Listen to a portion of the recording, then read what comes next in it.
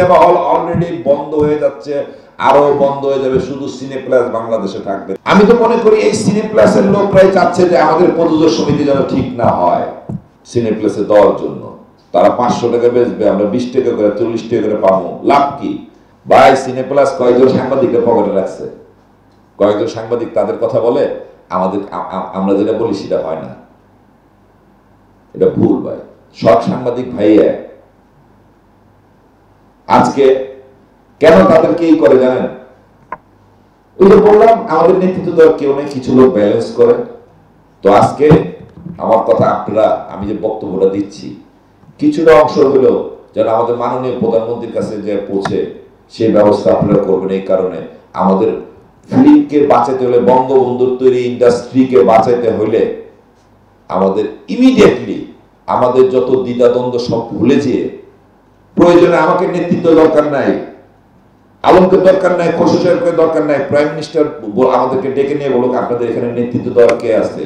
আমরা বলবো ভাই আমাদের জন্টু ভাই আছে, আমাদের খসরু সাহেব আছে, আমাদের আলম সাহেব আছে, আমাদের ইকবাল সাহেব আছে, আমাদের অমুক সাহেব আছে, তাকে নেতৃত্ব দেন, দিয়ে আমাদের সমিতিটা ঠিক করে দেন। এই সব সংগঠন যে আমরা একসাথে আলাপ করে আজকে যে কথা বলবে, ওখানে যে কে কথা বলবে, যদি মনে করেন আমি বুকিং এজেন্ট সমিতির একটা সভাপতি, আমি যে কথা বলবো আমার কথার মূল্য নাই। আজকে খসরু সাহেব কথা বললে, প্রযোজক সমিতির নেতা থাকলে মূল্য আছে। আজকে শামসুল আলম সাহেব বললে মূল্য আছে। আচ্ছা গুলজার ভাই যদি বেড়ে গেছে, গুলজার ভাই যদি নেতৃত্বে থাকতো তাহলে আমাদের কথা মন্ত্রী মহোদয় শুনতো, প্রাইম মিনিস্টার শুনতো। আজকে আমরা কেউ কাছে যেতে পারি না। তো খুব দুঃখের কথা বলতেছি, আমি কিন্তু কখনো সাক্ষাৎকার দিতে আসি না, আপনারা মনে আমাকে খেয়াল করেন নাই। আজকে একটু সুযোগ পাইলাম, একটু বললাম, এই জন্য বললাম। দুঃখের কথা কেউ বলে না। আজকে আমাদের নেতৃত্ব দেওয়ার কেউ নাই। আমাদের একটা 18 সংগঠন আছে। কি করবে খসরু সাহেব একলা 18 সংগঠন দিয়ে? আপনারা আমার ভাই, আপনারা মিডিয়াতে যারা আছেন তারা সঠিক যে জিনিসটা সেই জিনিসটা তুলে ধরেন। কোনো লাভ নাই। দেখবেন আস্তে আস্তে আস্তে আস্তে আপনারা যেখানে আজকে কতজন আছেন, মিনিমাম 50 জন আসেন, আমার সাথে চ্যালেঞ্জ করেন, আর 1-1.5 বছর পর এখানে এই মিটিংই হবে, মানুষ পাবো 10 জন, ক্যামেরাম্যান পাবো 10 জন, কারণ থাকবে না তো কেউ। এই ফিল্ম ইন্ডাস্ট্রিটাকে বাঁচান আপনারা, আপনারাই বাঁচাইতে পারেন। আজকে এই সিনেপ্লাস কি চাচ্ছে আপনারা জানেন? তারা চাচ্ছে আমরা এইভাবে তিলে তিলে শেষ হয়ে যাই, শেষ হয়ে যাওয়ার পরে তারা হিন্দি ছবি, ইংলিশ ছবি চালিয়ে আমাদের বাংলাদেশে প্রযোজক বলতে কেউ নেই। আমাদের বঙ্গবন্ধুর তৈরি এই ইন্ডাস্ট্রি শেষ। আমাদের মেন নেতৃত্ব দরকার। প্রযোজক সমিতিটা আমাদের একটা সচল হওয়া দরকার। আজকে দেখেন এই আপনারা তো আইসা বসেন প্রযোজক সমিতিতে, আগে আইসা বসতেন যখন আমাদের নেতৃত্বে ছিল অনেক, দিলু ভাই ছিল, খসরু সাহেব ছিল, মঞ্জু ভাই ছিল, আমরা নিজেরা ছিলাম, শামসুল আলম ছিল, আমরা সবাই ছিলাম।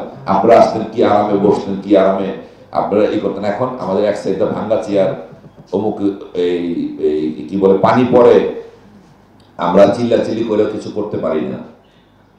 আমি তো মনে করি এই সিনেপ্লাসের লোকরাই চাচ্ছে যে আমাদের প্রযোজক সমিতি যেন ঠিক না হয়।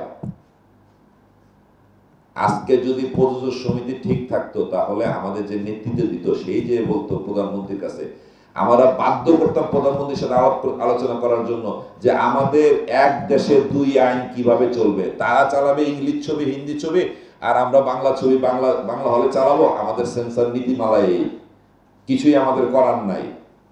কতটুকু ছাড় দেবে আমাদেরকে? ওদেরকে যা দেখাবেন আমাদেরকে তাই দেখানোর সুযোগ দেন, তাহলে আমাদের বাংলাদেশ সিনেমা হল চলবে। না হলে আজকে আমি এখানে বই রাখলাম সিনেমা হল অলরেডি বন্ধ হয়ে যাচ্ছে, আরো বন্ধ হয়ে যাবে, শুধু সিনেপ্লাস বাংলাদেশে থাকবে, তারা একলা রাজত্ব করবে। আবার আমার ভাইদেরকে বলতেছি, আমাদের প্রযোজক সমিতি ঠিক করার জন্য আমাদের যারা নেতৃত্ব আছে তাদের সাথে বসে আপনারা আমাদের ইন্ডাস্ট্রিটাকে বাঁচান। আর এই যে ইকবাল সাহেবের ছবিটা যেভাবে তারা এভাবে শেষ করে দিল, এই ব্যাপারে আপনারা আশা করি আমাদের মিডিয়ার ভাইরাল ভালোভাবে লিখবেন, ভালোভাবে প্রচারণা করবেন এবং ডাইরেক্ট বলবেন আমরা নিন্দা প্রস্তাব করতেছি। এবং আমাদের 18 সংগঠনের এখন যে খসরু সাহেব নেতৃত্বে আছে তাকে আমি বলবো আপনি এই ব্যাপারে একটু পদক্ষেপ নেন, নিয়ে আমাদের বাংলা ছবি বন্ধ করে দেন সিনেপ্লেসে দেওয়ার জন্য। তারা 500 টাকা বেচবে, আমরা 20 টাকা করে 40 টাকা করে পাবো, লাভ কি? আপনি দেখেন আজকে যদি প্রযোজক সমিতি থাকতো এই সিনেপ্লাসের সাথে যদি বসি, যে সিনেপ্লাস 25-26টা হল আছে, এই টাকা দিয়ে যেই ছবি বানাক ওরা যদি প্রপার ওয়ে টাকা দেয়, আমাদের বাইরের হলের টাকা দরকার নেই, ওই টাকা দিয়ে আমাদের ছবির টাকা উঠবে। ওই টাকা দিয়ে ছবির টাকা, একটা ছবির টাকা উঠবে, বাইরের টাকাটা আমাদের বোনাস। আপনি এখন প্রযোজক যদি 20 জন থাকে, আপনি আজকে ডিক্লেয়ার দাও সিনেপ্লাস যে পরিমাণ টাকা দেবে, আপনি কালকে 200 প্রযোজক আসবে এই ইন্ডাস্ট্রিতে। বেশি কিছু বলার নেই আমার শুধু খসরুলের কাছে একটা বক্তব্য, আপনি চেষ্টা করেন এই ইন্ডাস্ট্রিটাকে কিভাবে আপনি সহ আমরা সহ সবাই মিলে কিভাবে বাঁচানো যায়। আমি জানি আপনি একটু পদক্ষেপ নিলে ইন্ডাস্ট্রি যে আমাদের সিনিয়র লোকরা আছে, ঝন্টু ভাই আপনার পাশে বসা, আরো অনেকে বসা, যদি সবাই মিলে চেষ্টা করি, আসেন না 7টা দিন ইন্ডাস্ট্রি বন্ধ রাখি। কি কারণে বন্ধ সেটা যেন প্রধানমন্ত্রীর কানে যায়, মন্ত্রীর কানে যায়, ভাই আমাদের এই কারণে বন্ধ। আমাদের যে এই ইন্ডাস্ট্রি চালাবে, আমাদের যে ইন্ডাস্ট্রি চালানোর যে পিতা সেই তো নাই, তাকে আগে ঠিক করে দেন, আমরা ইন্ডাস্ট্রি চালাবো। ইকবাল সাহেবের ছবিটা এভাবে কিল করে দেওয়ার জন্য আসলে আমি খুব, আমার নিজের কাছে খারাপ লেগেছে। তো ইকবাল সাহেব, আমি মনে করি যদি আপনি ওই কথা না শুনে ঈদে আসতেন তাহলে আপনার জন্য বেটার হইতো, আরো বেটার হইতো। যদি 5টা ভালো পাইতেন তাও বেটার হইতো। কিন্তু যেভাবে সিনেপ্লাস করছে, আবার আমি সিনেপ্লাসের প্রতি নিন্দা প্রস্তাব করলাম তাদের হল ব্যাপারে।